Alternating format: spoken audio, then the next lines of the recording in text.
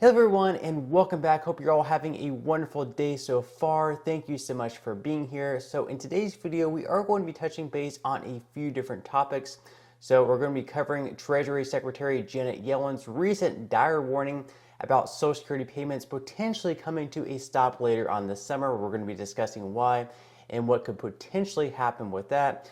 Meanwhile, Bernie Sanders and other Democrats renewed their push through releasing the actual bill to increasing Social Security benefits by $200 every single month, which would be a $2,400 increase. So we're going to be covering those pieces plus a whole lot more. Now, before I get into today's video, if you would like to receive up to 12 free stocks from Webull, in a pinned comment below, I will leave a link where you can receive just that. Okay.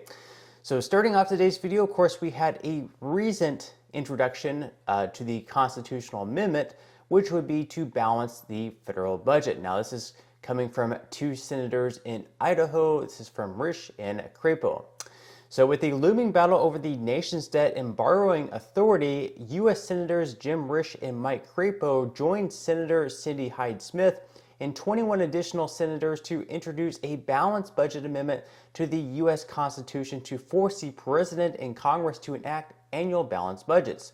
The joint resolution proposes a constitutional amendment to establish requirements for the submission and approval of annual balanced budgets, including guidelines regarding exceeding spending caps and raising taxes.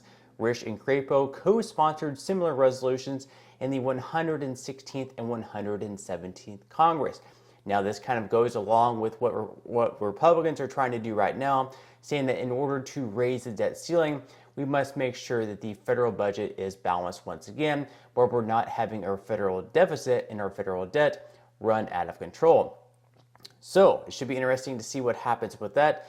And of course, this is from CNN Politics. The U.S. is paying a record amount of interest on its debt. It's only going to get worse. And of course, we're paying this record amount of interest because we are in so much debt. And pretty soon it could come down to where we're paying more in interest every single year than what we're paying, let's say, like on Social Security benefits, Medicare, and even defense funding. So like many Americans, the federal government is shelling out a lot more money to cover interest payments on its debt after a series of Federal Reserve rate hikes over the past year. The Treasury Department paid a record $213 billion in interest payments on the national debt in the last quarter of 2022, up $63 billion from the same period a year earlier. Now, I'm not sure how many of you guys have some sort of debt, whether it be credit cards or anything else, but if you looked at your statement and you saw that you were spending $213 billion in interest on your credit card statements, that would not be a pretty sight, but that's how much we're paying as a country right now. So this is something obviously out of control. Republicans are saying that we need to balance the budget before we before we agree to an increase in the debt ceiling. Democrats are saying that we need to raise the debt ceiling and there should not be any strings attached to that. Now, of course, there is a dire warning from the Congressional Budget Office. So U.S. will default this summer unless Congress raises the debt limit. So the CBO is saying that we must raise the debt limit, otherwise we could face some sort of default. So the United States Treasury will exhaust its emergency measures to prevent a debt default sometime between July and September unless Congress raises the $31.4 trillion debt limit, the Congressional Budget Office projected Wednesday. The latest projection notes that the final date will be determined by tax revenues the IRS receives in April. Should those revenues decline significantly from CBO's estimates, the extraordinary measures could be exhausted sooner and Treasury could run out of funds before July.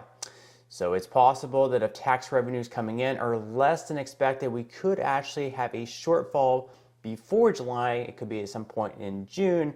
So it should be interesting to see what happens. So the CBO also revised its projections for the size of the annual federal budget over the next decade. The agency now believes the deficit will total $18.8 trillion over the next 10 years, a figure that is 20% higher than the agency's estimate last May of $15.7 trillion. So if nothing changes, we could be looking at a federal debt of around $50 trillion over the next 10 years. That is something that definitely cannot happen. Also, this is from Business Insider. So This is the dire warning from Janet Yellen as far as Social Security benefits go.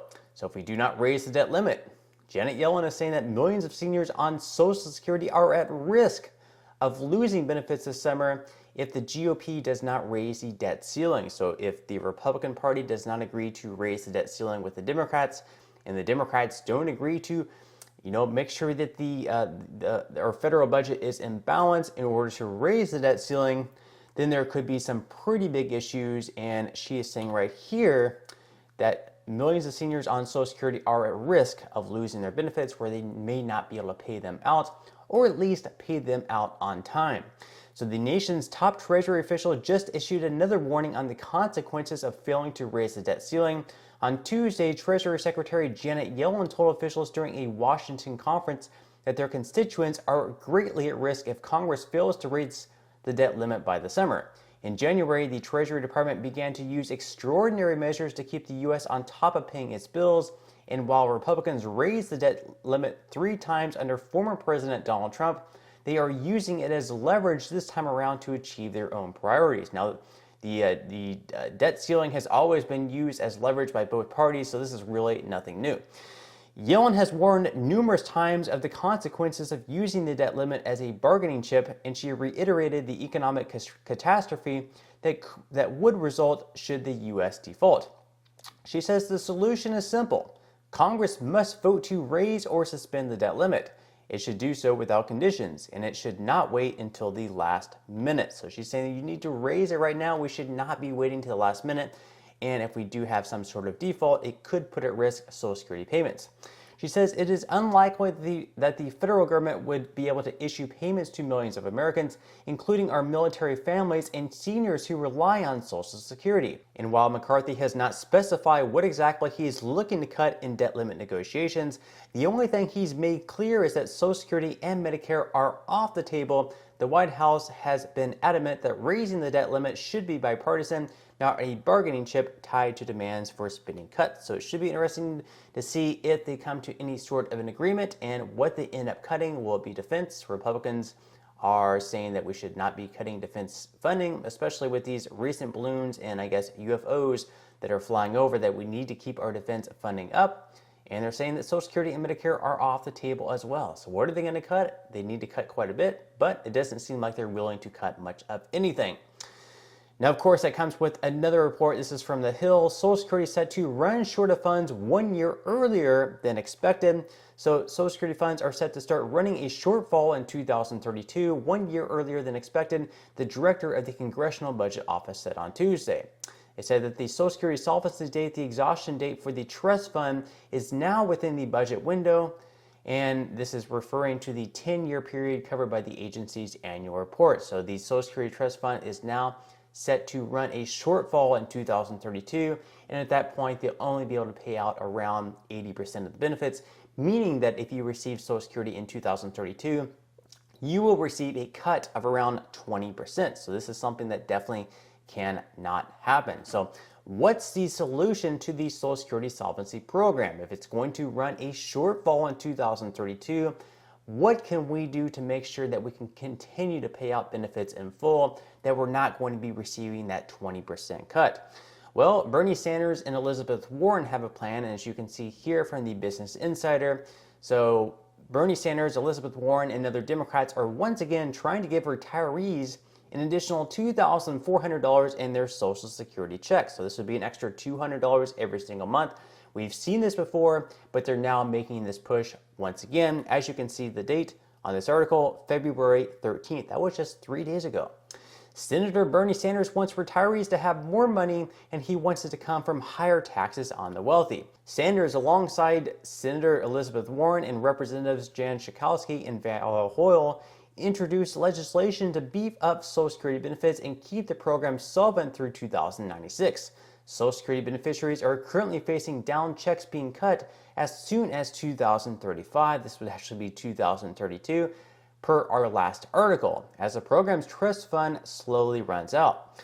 Social Security solvency and newly larger checks would be offset by raising the cap on earnings taxed for the program. Currently, only up to $162,000 is taxed for Social Security, while any income above that limit is free from the tax. Under Sanders' proposal, that cap would be lifted and income over $250,000 would be subject to the payroll tax. So, what do we think about this bill? Would you like for it to pass? Let me know what your thoughts are down in the comment section below.